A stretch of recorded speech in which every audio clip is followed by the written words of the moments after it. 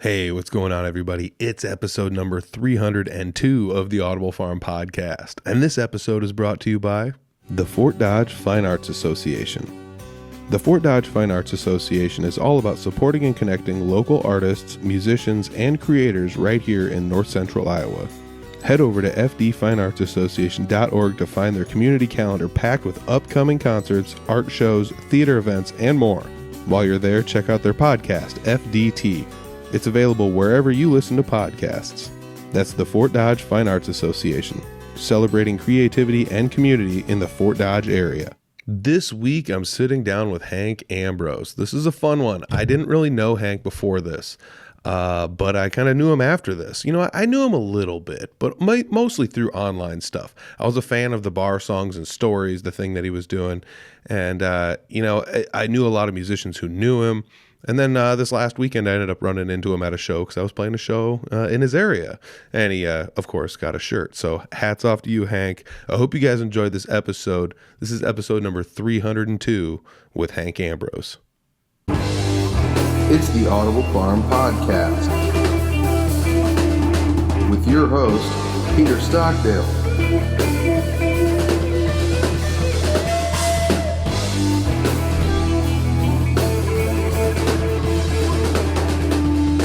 I'm sitting down talking with Hank Ambrose. Hank, you and I don't know each other very well.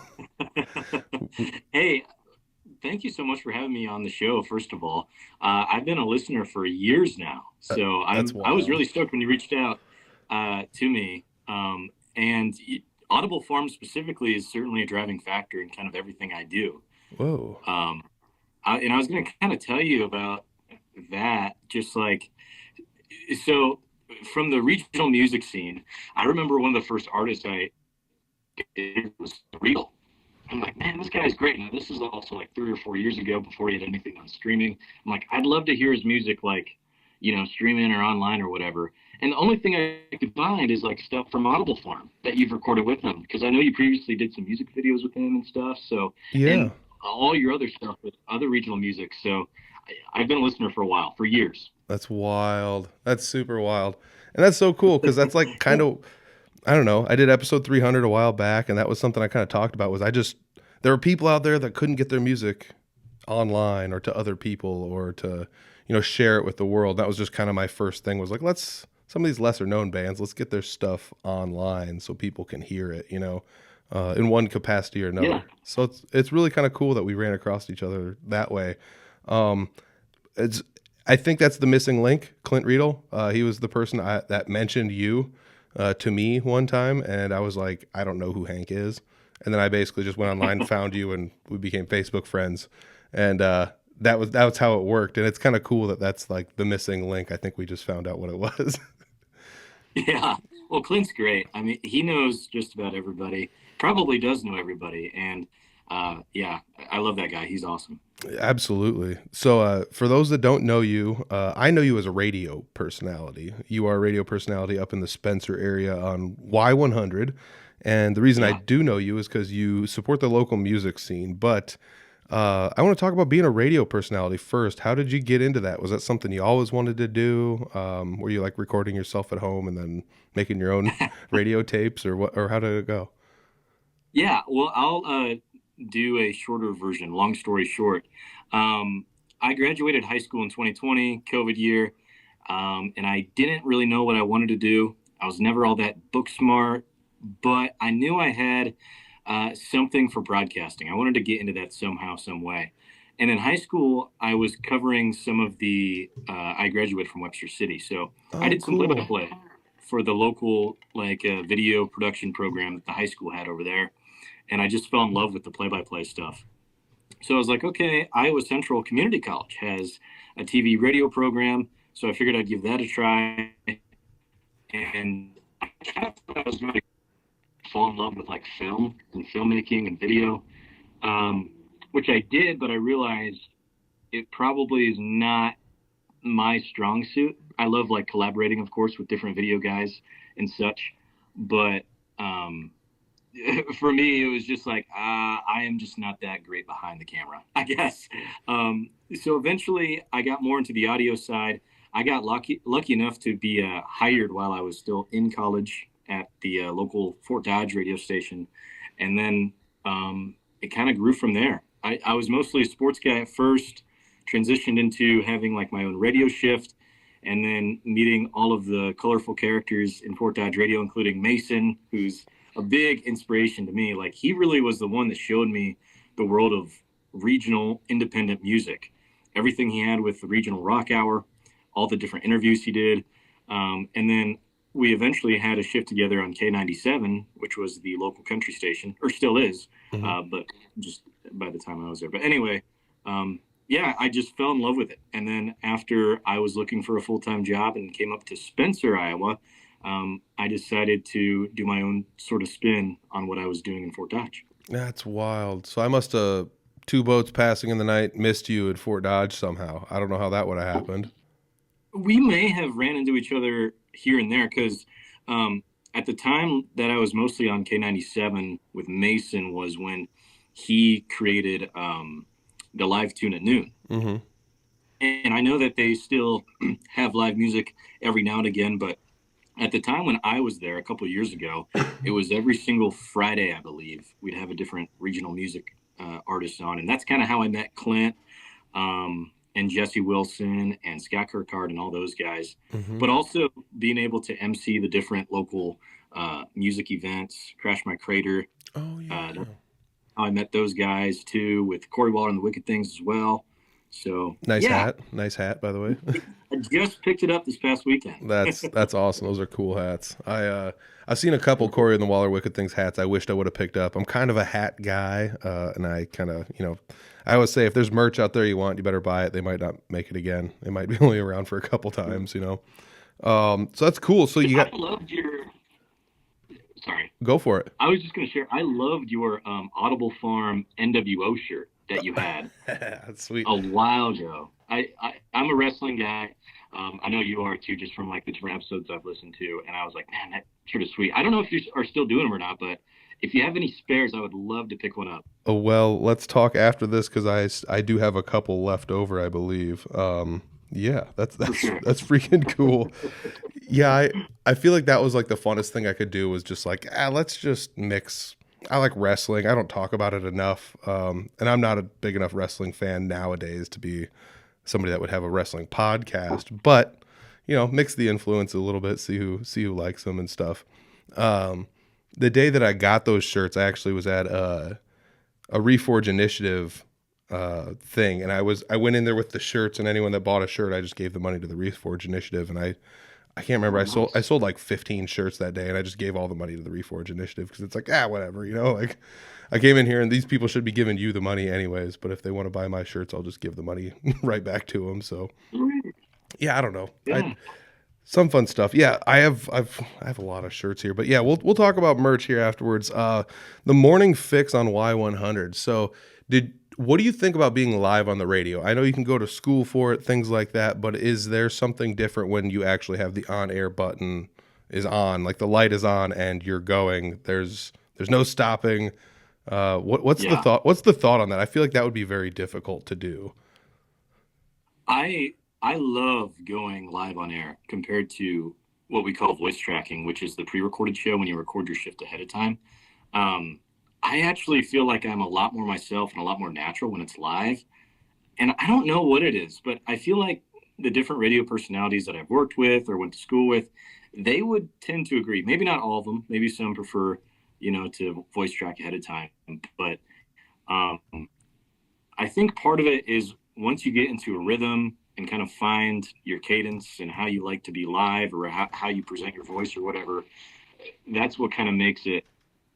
It's not, easy. I don't want to say it's easy, but more natural, I guess. Yeah. Oh, I could see that for sure. I do think like there is some parallel between what you do on the radio and what I do here, but none of what I'm doing is live. That's the benefit. We can just like stop and cut and redo things at any time. But I have found that doing the podcast, the less edits means more organic, if that makes any sense. So you kind of definitely get that feel of this is me and this is that person. And I feel like if you chop it up too much, it feels like it's manufactured in some capacity.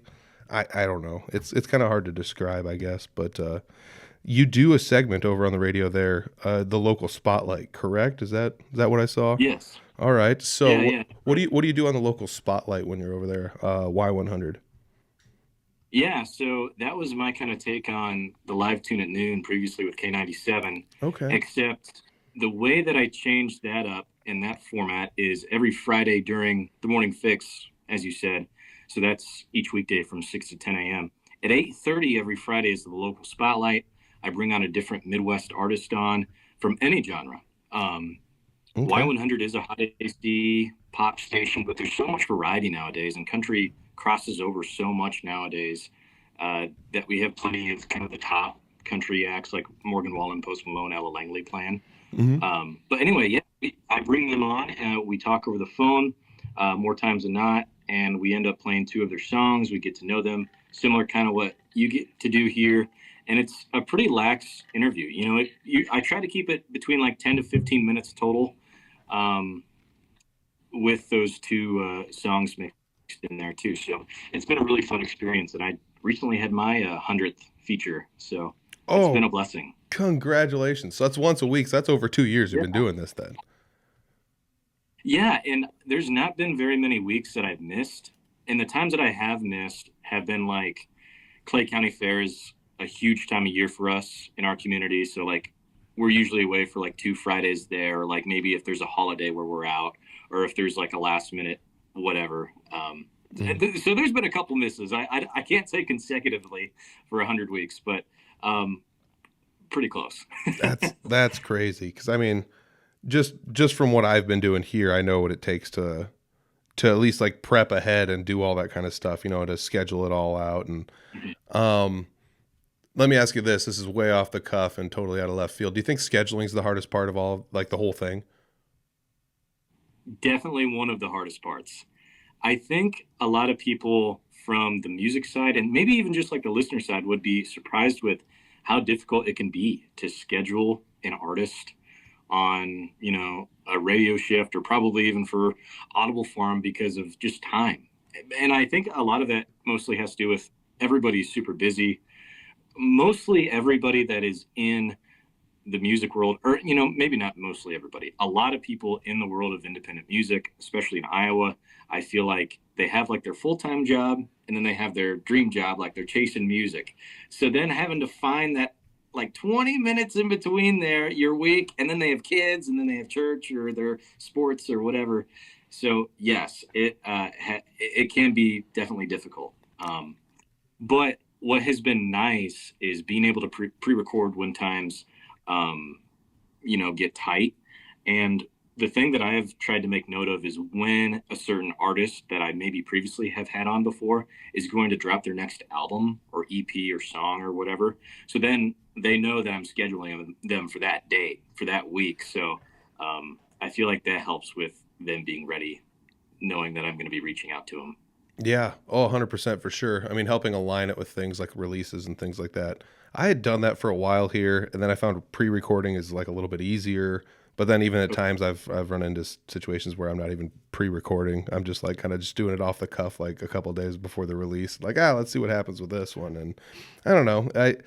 I feel like there's a benefit and a downfall to just kind of being off the cuff, or like being way over planned. Because sometimes I feel like if things get over planned, then you start to over analyze things, and you're like, I had this person on 6 months ago. It's too soon to have them back on, or things like that. When in all actuality, Totally. if you have like a friend of the show, I feel like in radio, if you have somebody that comes on every couple of months and everybody just knows this person because they're always listening, it kind of creates this like fun atmosphere. They're like a sidekick to the show or something. Yeah, I absolutely agree. I've had those same thoughts as well. I have I tried my best to not have multiple artists make the same appearance within like a 6-month frame. Hmm. I think when I was doing all the math and just looking back at like everyone I've had on the local spotlight, from what I've seen, I think there has only been one group or band that has been on 3 times. Everybody else has been on once, and then there's been like maybe 10 to 15 that have been on twice. That's crazy. So that's a lot of different people you're featuring there, not just the same people in your area over and over again. Mm-hmm. That's wild. I will tell you, like, one of the things that makes it easier is I always ask the artist or group after the interview, hey, do you know someone that you think would be good for this slot? Is there someone like around your area you think is, doing some really good stuff? So then having that kind of third man system usually helps. Oh, yeah. A lot of them help each other out. Yeah. Friend of a friend. Exactly. Do you find it's a difficult if you don't know the band that they recommend, or do you just go do the research and then by the time the interview comes around, you're comfortable? I'm a research guy, so I do not mind finding new music. I have an ear that always needs new sounds. There's not really a genre that I dislike. And like I previously said, I've had just about every single genre on my show before, besides like maybe throat singing. So okay. about everything local to Iowa or the Midwest. Yeah. I guess if someone's listening to this, then how would they throw their name in the hat? Is there a way to do that, or do you do most of the reaching out on your end? A little bit of both. You can message our Y100 Facebook page. You can also send me a message on Facebook. Those are probably the best spots to go. I also have an email, but I would probably encourage Facebook or Instagram to reach out to me that way. All right. Yeah, I'll definitely. That's Hank Ambrose about everywhere. I'll put the Y100 stuff down below, and I'll see if I can find some of your Hank Ambrose stuff and put it down below too. I'm gonna have all the links for everything. We haven't even gotten to like all the other big stuff that's been going on here. So another question I have is, you're a local music supporter, and I love that. Have you ever played music? I would say no, but kind of. Well, I was in band in middle school, but that's it. Well, that counts. What'd you play in band? I hit the bass drum and the triangle. No, I was not good. Okay. I enjoyed it, but I love sports as much as I love music, and I was just super more drawn to playing sports. So I just felt like that started to take precedent over middle school Hank, which looking back, I do kind of wish that I stayed with music and kind of see where it took me. But I don't know. I've always loved music and have had like a fascination for it. I have some like family musical ties. But no. That's wild. So you've never gone to a jam night and just picked up a harmonica? Or I know Clint's guilty of doing that to a lot of people. Here, play this harmonica. Let's see what happens, I've picked up a tambourine, not a harmonica, but for a couple spots, yeah. That's awesome. That's awesome. So if you guys see Hank in the crowd, you can pull him up on stage, just like he does on his show. He pulls you onto his show. You can pull him up onto your show too. Get him a tambourine, and he'll play along with you. So let's ask another question along these lines. If you could today just start picking up a musical instrument and playing it, what would be the one you would pick up to practice and play? I do have an acoustic guitar. Woo. And I have tried to take some time with learning it. But I know like everybody says this, but honestly, what it comes down to for me is like time. And I am super busy. And I just haven't put all the effort in the world to try and pick it up and learn it. But I've gone on spurts where I've learned a little bit and then I forget it. Oh, yeah. It's not exactly like riding a bike. You can kind of learn and figure stuff out, and then if you don't do it for like 6 months, it's kind of foreign to you again, unfortunately. But yeah, you are a very busy person. I know radio personalities. Everyone thinks, oh, you're on the air for 3 hours or 5 hours a day, and then that's just the end of it, and you get to go home. It's like it's not that easy. You're always, like you said, chasing down leads. Possibly seeking out sponsorships, working on stuff that's going to be, B-roll for other things or voiceovers for other stuff. It's not an easy thing. Plus, I'm assuming you go do like live spots and things like that when it's needed as well, right? Oh yeah. I truthfully, like, for me and my coworkers, I wouldn't be surprised if the majority of us or all of us put in closer to like 60 hours a week with all the extra work we put into. And and you're right in saying that. Like, a lot of people don't realize how many different things that radio personalities do specifically, because like you said, the live shift, but also we usually have a voice track shift, the ads we cut, live spots and live remotes like we do. And then I'm a sports guy too, so that throws onto the pile.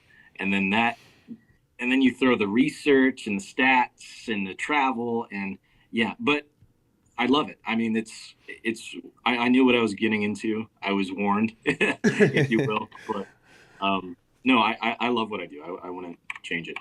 Yeah, it makes me think, as crazy as it sounds, like everyone, I remember when we did like job shadows in like whatever, junior high or something like that. And one of my buddies was like, I want to be a play-by-play guy or whatever. So he went and found like some people that did like play-by-play type stuff and sports casting and job shadowed with them. And they were like, dude, you don't understand. Like every Saturday we're at a football game, and then every Sunday we're at a whatever, and it's one of those things like. And then during the school year on Thursday nights we're at the wrestling, and then there's soccer game. Every season has a new sport on a new night, so there's all these nights that you don't realize are being taken up.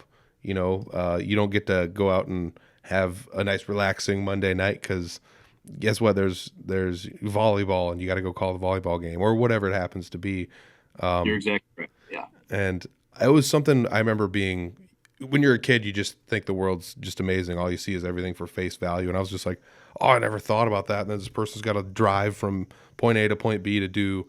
Oh, you got to do the game, but you're going to be remote, and you're doing it remotely, so you got to drive to somewhere else. And then, I'm assuming a lot of this is like a 1 or 2 person crew too, where it's just you and somebody else, and you're kind of either tackling it as a team, and you guys are both the sound person or whatever's going on too. That's wild to me too, as far as it's like field reporting. Yeah, that's the thing. Like, it's usually just one personality for the sports and doing play-by-play, and then one back at the boards.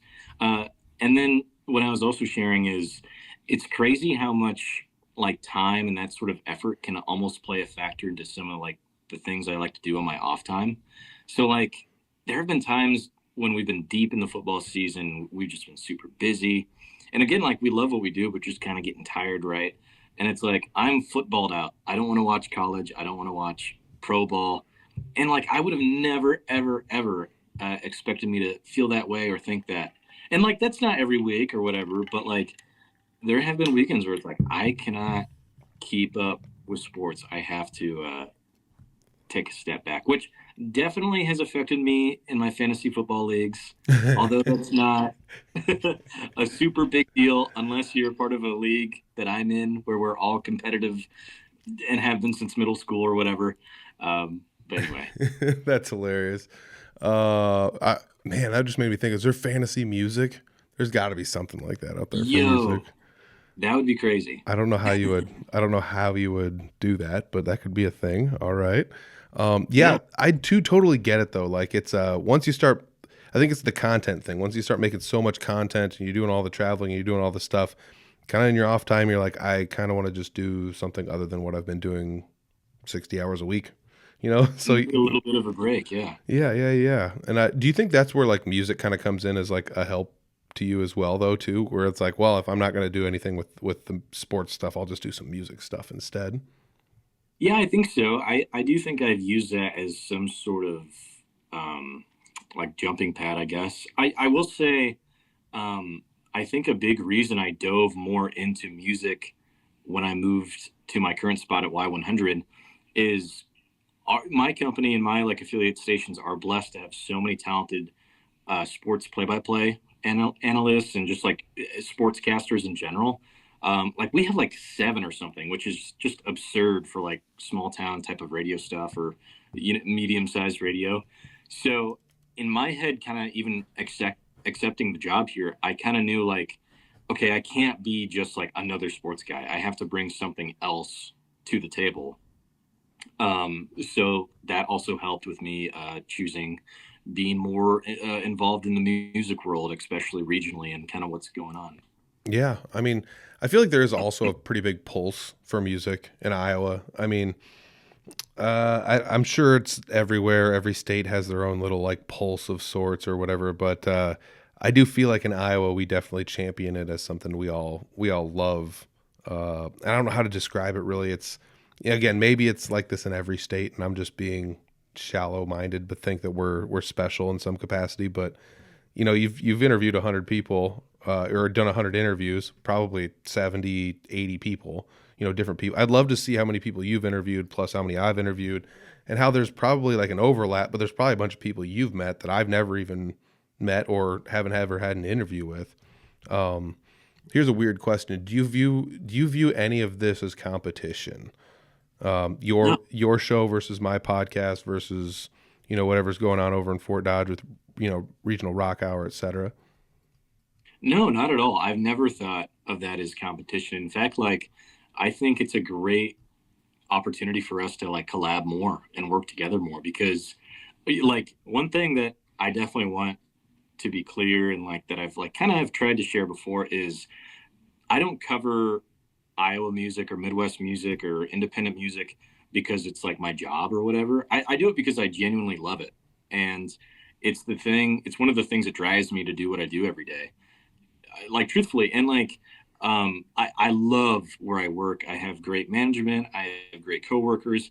But truthfully, it was kind of a little bit, I had to push a little bit to be able to do my local spotlight segment. Just because, there's a lot of radio stations that don't really do that sort of thing anymore, spotlighting regional musicians, which I think is a shame. And I think that also goes back to your point you made a moment ago with the Iowa music scene and how we kind of feel like a close-knit family. To me, it's about putting Iowa kind of on the map and getting that just overall state out there because you see so much of kind of the machine working in Nashville, especially. Oh yeah, yeah, yeah. You see artists that are more so used as products, which sounds really cruel, but it's true. Um, and there are just so many people that I know personally that are so much more talented and their songs deserve so much more recognition than like XYZ on XYZ radio station. And Hmm. I think, and I love radio too, and I don't mean to bash it, but I do think radio stations in general have been the culprit of pushing sort of kind of a bad music outlook in terms of um, I a lot of just commercialized corporate type stuff. Yeah. Okay, I pick up what you're putting down. I saw a video recently. I wish I could remember exactly what it was because I would love to send it to you. But it was about, oh man, I think it was Rick Beato was interviewing somebody, but he was talking about how in like the '70s everything started kind of changing for like radio and music industry and things like that. And that was like a wide change from what happened in the '50s, and then in the '90s they had another change, and as everything kind of just shifted and changed, it kind of led to this weird power struggle between like who gets paid the most between like the person who records the music versus the company that puts up the money to record the album, etc., and all the way down the line to like the radio play, etc. And it was weird to see how it was all kind of interconnected. I guess it's a giant machine that all it's almost just like different fingers on the same hand almost, to some capacity. It's kind of wild to see how that all worked. When I think of radio, I think like, oh, you guys have carte blanche to do whatever you want anytime you want on the radio, and it's not like that at all, really. I mean, it kind of is, but it's really not quite like that, is it?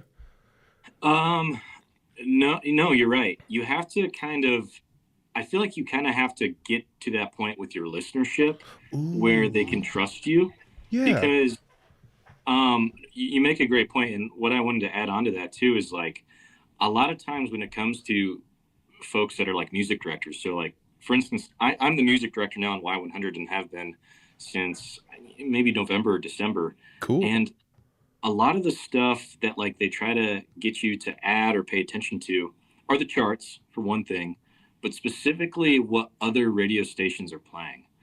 And Oh, I just I get it because there's a formula or whatever and there's math to like why these songs are popular. yep. But at the same time, I don't like the idea of a bunch of radio stations playing the same stuff over and over again because it just turns into a gross muck of I don't know. It's just not natural to me, and Oh I want yeah. to be Okay. uh, I want there to be a natural element to radio. And like, to be honest, like there's no reason why there shouldn't be more independent artists or like regional artists on the radio. I think that, especially because like I've never had an experience where like there wasn't somebody that was like, oh, like I had like Scott Kirkart on the radio. I heard him on the radio. Like he's my neighbor. Like that's so cool. I heard him on the radio. Or like he's my, we've been friends for a long time. I can't believe I've heard him. Or like I play in that band. It's cool. You got to play that or whatever. Like it makes me proud to hear that from other artists and other listeners when they call in or message. But it also just kind of makes me feel good. It makes me feel like we're building a strong community, I guess. Yeah. And I do want to defend, like, we've talked about this, and some of it's our opinion and stuff, but like you said, there's a formula, there's a reason songs are charting, there's a reason the charts are a thing, and that's the reason you want to play them, because people know the stuff and they're comfortable and familiar with what's going on. But you also said it too. I don't think anybody's ever like tuned in to your local spotlight and been like, Scott Kirkart, turn this off and give me some more, like Clint Gambles or whatever some country guy's name is or whatever. I don't know. But like, like nobody's ever just been like mad at you for like featuring a local person too. That should definitely be taken into the equation as well, I think. Sorry to cut you off. Go for it. The other bit that I wanted to share too is radio is so much different now from the past like 10 years or so. And I think a large part of that has to do with streaming in cars. Mm-hmm. I know so many people, especially from my generation, that first thing that they do is they hop on the aux cord when they get in the car, or they connect Bluetooth, which like I'm not going to say that I've not done that before too. Like there's been times where I want to hear a very specific artist or a very specific album or whatever. And that's where I think radio and radio DJs need to change, in the fact that they need to be the reason that people are tuning into their shows. They need to be bringing a sort of element like, okay, Hank's going to be giving me like a new artist that I should add to my playlist today. Like we should not be trying to fight streaming, because that's a war we really can't win, in my opinion. Ooh, you brought up a really good point, and I'm not trying to down on the radio because that's your job, but I'm one of those aux cord Bluetooth into the phone guys, yeah. Right? But the times I tune into the radio is when somebody I know is going to be on there, or somebody I know is live on there, or is on there with a show that they've created that I know I will like. Those are the times I tune in. So you kind of bring up a perfect point. The DJ or the content that's being created has to be a reason why somebody would want to unplug the aux cord and actually tune into the radio, We can't lay on our backs and act like that it's not like an issue, Mm-hmm. And I'm not saying like, I'm not saying radio is bad. I'm not dogging on radio, but I feel like there are definitely conversations that need to be had, especially for folks that can be maybe stuck in their ways with like, oh, like it's always worked this way. It has to continue to work this way. But like, is that going to be true in 10 years or 20 years? Will I still have a radio job in that time? Like those are real questions I've asked myself, and I don't think I should be shamed for thinking that way. And I know that there are definitely other DJs that have felt the same way about maybe not just that, but same sort of things in the world. Mm-hmm. Yeah, you brought up a good point too, where like I feel like the radio game is changing though, as we've talked about it, and it's like, well, is it changing fast enough? Is it changing? I think it is though. There's been a fairly big push in my area. I'm in the Fort Dodge-ish area with the stations, let's say within 50-mile radius of me, that have kind of been leaning a little bit more into local stuff. Do you think that that's going to be the good thing that's going to maybe bring people back in, where they're like, well, I could hear the same song I already have on my aux cord, or yeah. I could tune in and actually hear what Hank has to say about the local sports or the local music, or, Hank's got an update on XYZ and he always does it at 10 o'clock in the morning. Like, I need to tune in and hear this. That could be the thing.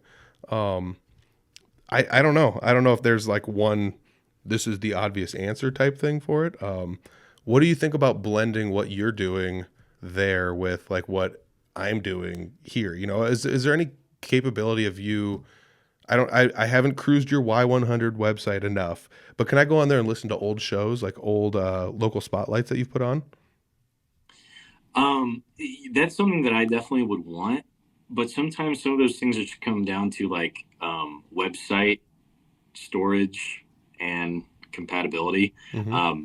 Hopefully, though, I would definitely love to get to that point at some point. Whenever I mix everything down and save it, I always send their feature back to the artists, and I always share them like, you're up to use the audio in any way, shape, or form. Like if you want to post clips or whatever, feel free to do so. Yeah, that's the thing about radio that like I feel like a lot of DJs need to remember is the thing that local radio specifically can bring that like Spotify, let's say, can't, is you can build a sense of community and be like, I'm on Hank's train or I'm on Mason's train or whoever the DJ may be. And also like it's that instant satisfaction of being able to hear like local news or hearing, your alumni high school sports team and how they did whatever, or maybe your daughter or niece or nephew in sports or whatever. And we definitely need to lean more and more into that. And I think we are doing that, but I guess I'm just trying to make the points in saying I'm not dogging on radio and I love radio. Yeah. I just want to conserve it. Yeah. Oh, absolutely. So there are some things that we've even talked about here that might be kind of fun as far as like future plans for you when you're not, bogged down by a 60-hour work week that you could expand on and change a little bit. But that's super cool to know that. I mean, right at the onset of this interview, you said this is something you love to do and this is what you wanted to do and you're out doing it and you still love doing it, even if it has changed, in the last 2, 3, 4, 5 years since you've been doing it. And that's really cool to me to know that even though things change, you still have a passion and a love for it. I do want to go into something else though, because we have talked a lot about radio. You do have an online show as well. So you have a little tiny mini camp set up that has been gaining a lot of traction, and it's called Bar Songs and Stories. So I want to talk a little bit about that and how that came to be. But let's talk about that just a little bit. I know you got a co-creator, Nate Bentz, but we couldn't bring him on here due to my limitations with my stuff. But let's talk about it. How did that start? How did you meet Nate? How did you decide this is what you were going to do? So it goes back to Iowa Central. Nate is a little bit older than I am. He first went to Iowa Central Community College in like maybe 2017 or 18. Like I said, my first year was 2020. He came back to finish his degree my sophomore year. So we graduated together. And Nate was one of the guys that was like very specific. He wants video. He wants independent video. He wants to make his own, art. And that's been very important to him. He's also one of the hardest working guys and most talented guys that I know. Well, so I had that connection. We've kind of would keep in touch over the years, but I always had Bar Songs and Stories in my head or some form of like iteration of it. Right. Mm-hmm. I've been inspired by, again, like folks like you, but also some other video channels like Tiny Desk from NPR Online. But also there's another YouTube channel, Gems on VHS, Western AF, and just like these really cool spots where they go to like different scenic locations and record artists that are somewhat on the rise. And it's mostly on the countryside. But anyway, my idea with Bar Songs and Stories is like, not only do I want to show off these independent artists, more specifically from Iowa, but also the bars that support local music, because the bars is such an important factor into independent music. That's how a lot of people make some of the living that they can get by and are maybe a driving factor to like be an outlet where they can share their original music with different audience members. Because I know this, I hear this all the time from different original artists, is they get shut down a lot by different bars because they just want them to play cover songs and be a cover. And yeah, that's great and all. And you could probably make a case that familiarity is key and people want to hear songs they know, but the bars that are going out of their way to push local music, I think, are so important. And I wanted to be able to give a little bit of something to them in that regard. So anyway, after we had graduated, I think it was like 2022 or 2023, I actually ran into Nate up in Okoboji, and I was working remote, and Nate was just out having a good time. And I came up to him like, I've had this idea for a long time. I think you may be interested. And we shot ideas back and forth, and then we finally got to making it happen. That's super cool. That's super. You bring up such a good point with like the venues. I kid you not. I mean, it was a recent jam night I was at. Somebody had mentioned exactly that. They said, "Isn't it wild how, the musicians become friends with some of the bar owners and some of the venue owners at the places, and that's how this relationship kind of starts with some of these people. You come in, you play a couple of shows, they like your music, you like them, you treat each other nice. The bar comes out ahead because the musician brought in extra people. The musician gets paid, and it kind of furthers them on to their next event and next venue. And it's just one of those cool things to see how that symbiotic relationship. It's really cool. You had the wherewithal to like tie those two things together. You could feature two things at once. Even I'm trying to think like, even if it's give me an example of someone you interviewed and somewhere you interviewed them.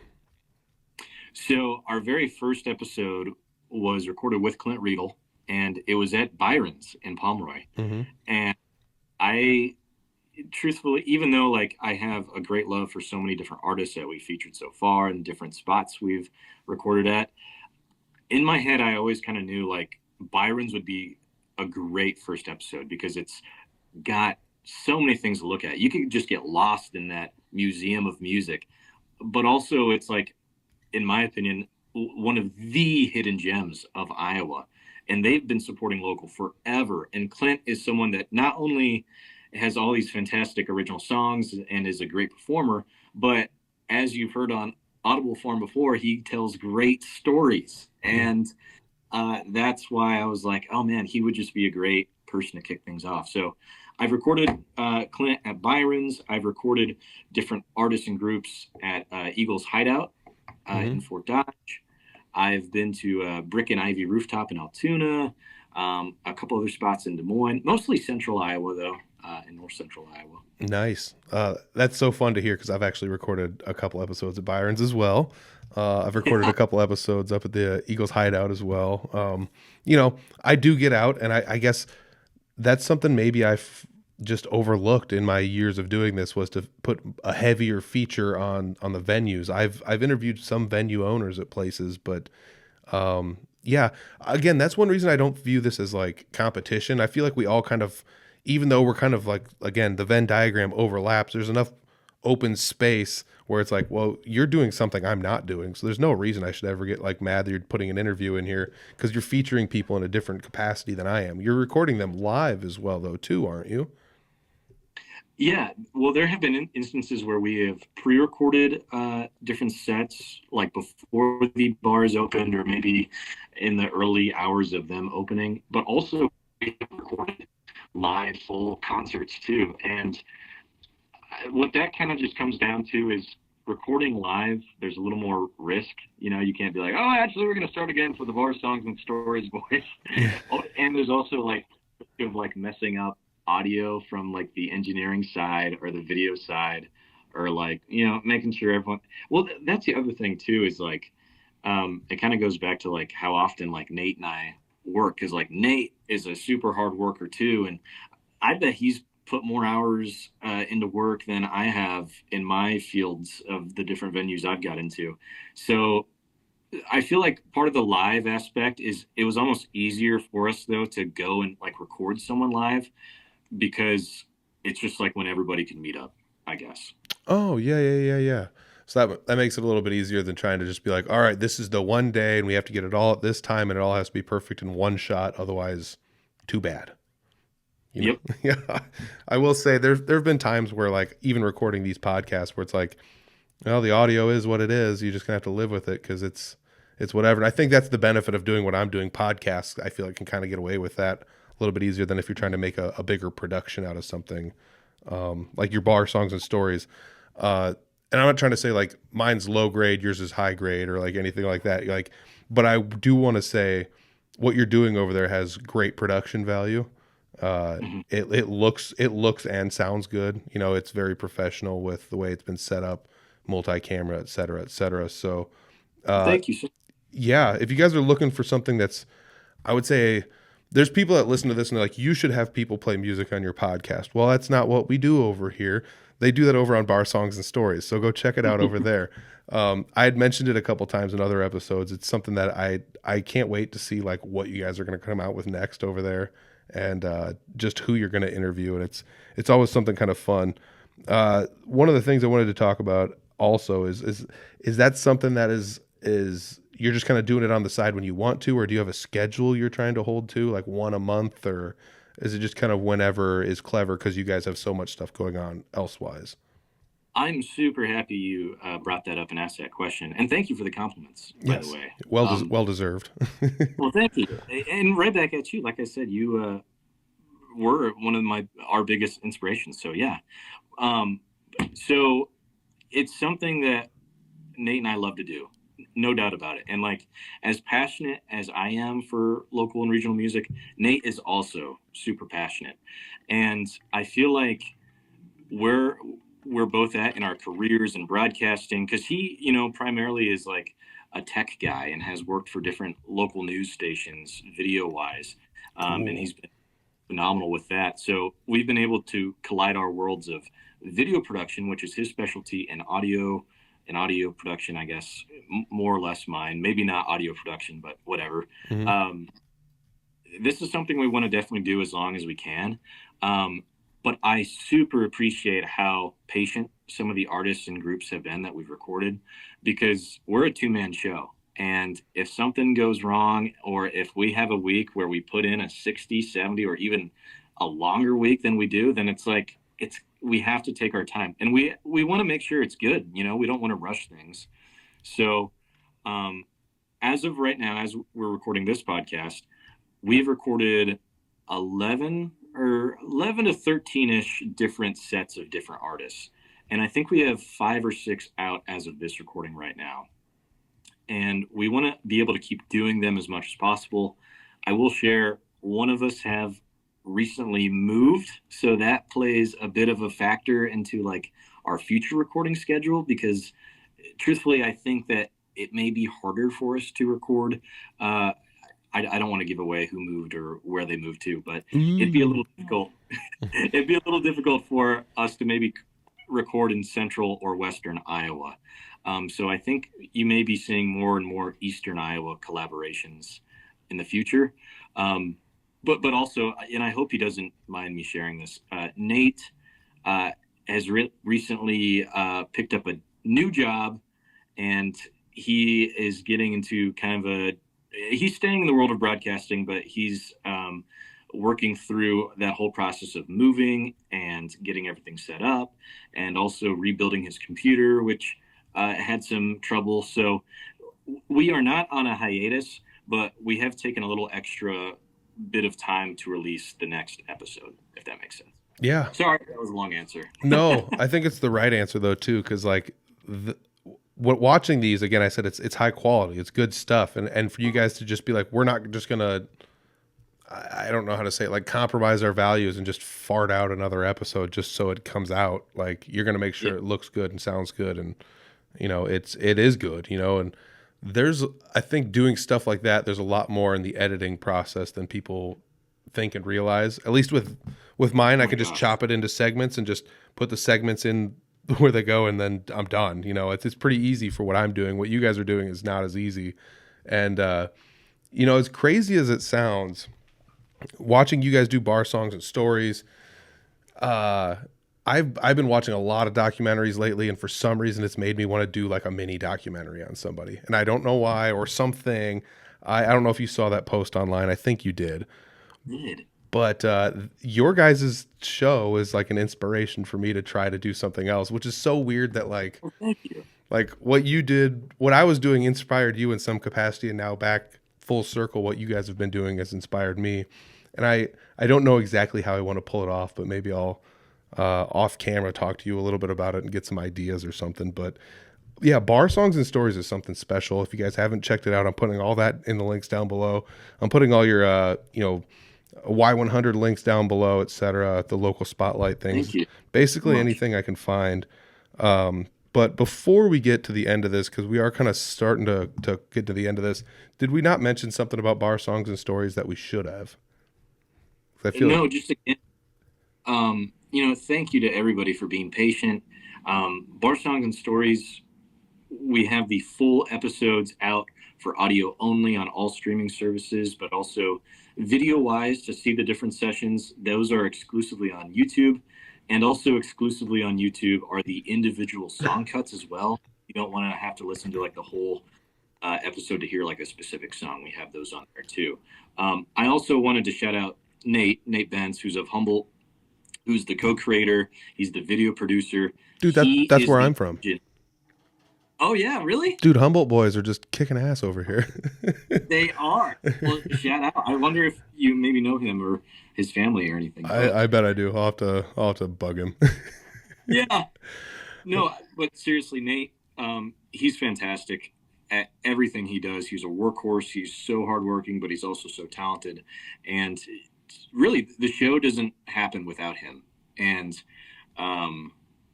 yeah, I'm super grateful for like our collaboration, and I hope that we can keep going as long as we both can. Yeah. Oh man, that's super cool. Small world out there, man. It's so crazy. It's wild. Like if you looked at this just on paper as today, it's like some guy in a basement in near Fort Dodge, Iowa, is talking to some guy that's on the radio in Spencer, and for some reason, it goes when you start peeling the layers back. It's like, man, we have a lot in common, and we've run into a lot of the same people, and the world's a small place. I've only got a couple other questions. What's the best part about radio? The best part of radio to me is being able to connect with that audience member, or to be able to make a difference no matter how big or small. I can't say it's happened for every artist I've had on the local spotlight specifically, but I've had artists reach out to me after the episode is aired and they've gone, dude, thank you so much. You helped get me booked at like this spot, because I do know of different cafes and different bars that are listening and they're waiting to hear an artist maybe they've never heard of before, or to hear how good their friend did or whatever. That means the world to me. But we get that same sort of feedback when covering local sports. I loved hearing my granddaughter hit a home run last night or whatever. So being able to connect to people and kind of feel like we're part of a big happy family is something that I really think that we need, especially in current times. And I think radio is a great medium that sprinkles away from like social media, where we can be a lot more personable.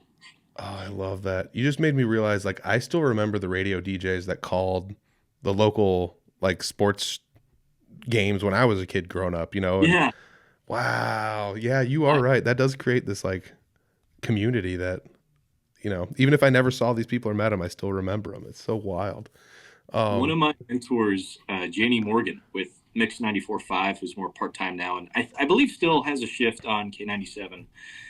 She said to me before, like in a similar type of context, like there are people that come home after moving to Florida and they come back to Fort Dodge or Iowa or whatever, and they say, I hear Janie Morgan or I hear Jay Thomas or whoever on the radio, and I go right back to being at home. And it's the thing that I can turn on the app or the website where I feel right back at home. That's so awesome. That's so awesome. What about the toughest part? What's the toughest part about being on the radio? Oh man, finding your identity on the radio and your real life identity, and being able to mix them together, but like not too much, because you don't want to give away like too much on the radio. You don't want to get the wife or the girlfriend upset, you know, or whatever. Mm-hmm. But then again, I do feel like radio is in a very important part in its, you know, lifespan. Kind of like what we talked about earlier, how important it is that the radio guys and the gals lock in right now to make sure that we keep this thing running and great. So I do think that there's a bit of an added pressure with the different sort of influences from YouTube, but also maybe like the different social media lives and streaming. Yeah, absolutely. Well, I do want to say this has been really fun. Let's plug the last one more time where people can hear you. It's the Morning Fix Y100 in Spencer. What times, what days, and if we're not in your area, how do we listen? So Y100 is 100.1 FM for Northwest Iowa. That's in Spencer, covers Spirit Lake, Okoboji, that area, probably within around a 50 to 70 mile radius or so. So there's that for the FM dial, but there's a free to download and free to use Okoboji radio app, which has all of our 5 stations on there, and also our website, exploreokoboji.com. And then for bar songs and stories, YouTube, social media, all at the same handle, bar songs and stories, and it's all spelled out. There's not this weird squiggly and symbol. What's that called? An ampersand. Yeah. Thank you. Thank you. I don't know why I know that. I know stuff, I guess. Get me on your trivia team. Dude, I'm going to have the links down below for bar songs and stories. I heavily suggest, if anybody made it this far into any of these interviews, you have to check it out. You're going to love it. I guarantee you're going to love it. You're going to love it. That's all I have to say about it. Hank, don't go away, but thank you very much for joining me on the podcast. And thanks for having me. I'm so honored to be on the show. Like I said, I've been a listener for a long time, so I appreciate it. Thank you. Thank you. There you have it, episode number 302 with Hank Ambrose. Hank is so fun. He's one of those people that just talking to him, you can tell how much he loves music, how much he loves local music, how much he loves being a radio personality, audio stuff. It was his, not his dream, but it's just like what he really likes to do. It's like, you have your job and then you have the stuff you do that you kind of like to do other than your job. And that's just his job. He's just doing what he loves. And that's really, really cool. Thick and thin, it's just one of those things he absolutely loves to do. Supporting live music, always supporting live music. So if you're a live musician and you haven't heard of Hank, well, now you have. And get a hold of him because he probably knows who you are, but maybe not. Get a hold of him and maybe get a song featured, get talked to, all the good stuff. So thank you very much, Hank, for joining us on the podcast. I don't know if anybody noticed. I got to say thanks to the Fort Dodge Fine Arts Association once again. Be sure to check out FDT. It's coming out tomorrow. New episode. It's going to be a great one. They're all great. Shelly's just so fun to sit down and talk with, and it's fun to be able to just be her sidekick while she talks to other people. It's just tons of fun. But thank you, Fort Dodge Fine Arts Association. Be sure to check out FDT. New episode tomorrow. Okay. I don't know if anybody noticed, but there's a new Audible Farm website out there. I don't know. I redesigned it. I think it looks pretty good. There's a nice little way. It's a lot easier. It's a lot simpler. There's pages, everything. It's all nice and confined. It's just very basic and stuff for now. But hey, it's better than the last website. So check it out if you haven't checked it out before. audiblefarm.com. That's where all the good stuff is at. There's a little shop link in there. There's a lot of good stuff in there. So be sure to check it out if that interests you. Otherwise, that's about all we have for now. And I'll check you guys next week with an all new episode. Peace.